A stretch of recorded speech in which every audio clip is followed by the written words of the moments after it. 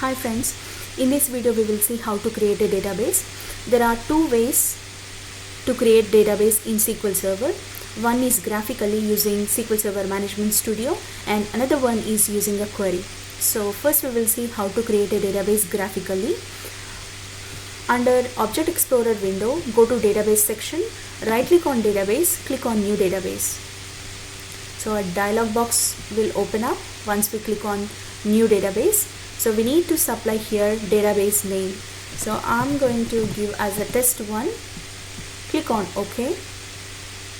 So test1 database has been created. So this is a user defined database, and we can see some system defined databases also.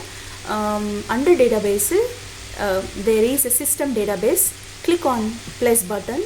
You all can see that there are 4 system defined databases. They are master, model, MSDB and TempDB. These are provided by SQL Server installation, and these are required for functionality of SQL Server. So these are the system databases, and whatever the databases we create, any database object, whether it's table or view, trigger or indexes or anything, those are called as a user defined objects. So this is a database, that's why it's called as a user defined database. So in case if you are accidentally close this Object Explorer, where we can get it back is go to View tab and you can click on Object Explorer. You will get this Object Explorer window back again. So this is a one way how to create a database graphically. And one more thing, when we create a database, there are 2 files that gets generated with the database itself. So how we can see that 2 files are, go to the database that you have created, right click on it and go to properties, go to files, and there are 2 files here. We need to copy this path, Control C, and go to your run and paste it here, click on OK.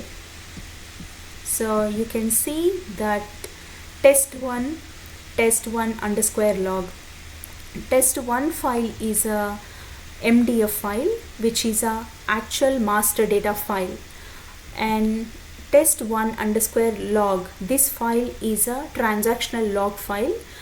This file we can use it when some issue happened to your database, then we can recover all the data by using this log file. So these 2 files will be generated whenever we create a database. So this is one way we create a database, and another way is a query method. So in order to run a query, we need a query editor window. So to get that, we need to click on new query. So the query editor window will open up. We need to pass a statement here whenever we create any database object, whether it's a table, whether it's a view, trigger, anything. We need to pass create statement. So create keyword. So I'm going to use I'm going to write create. We are creating a database, right? So I'm going to pass database, and we need to pass database name. So I'm going to give test2. So create database name. So this is the statement that we need to pass. When you are creating a table, we need to write create table name, or if you're creating view, we need to write create view name. So we're going to run this query. So command completed successfully. To see whether this test2 database is created or not, we need to go to database, refresh this database, and we can see that test2 database has been created. And now we can check whether those 2 files, MDF files and LDF files, are created for this database or not. With the same procedure, right click on database, go to properties, go to files, and we can copy this path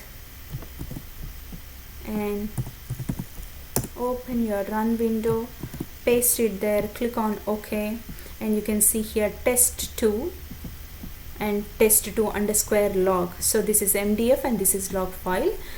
This is how we can see the MDF files and LDF files that are created with the database itself.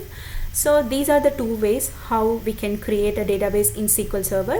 One is graphically and another one is using a query. So in next video we will see how to alter a database and how to delete a database. Thank you so much.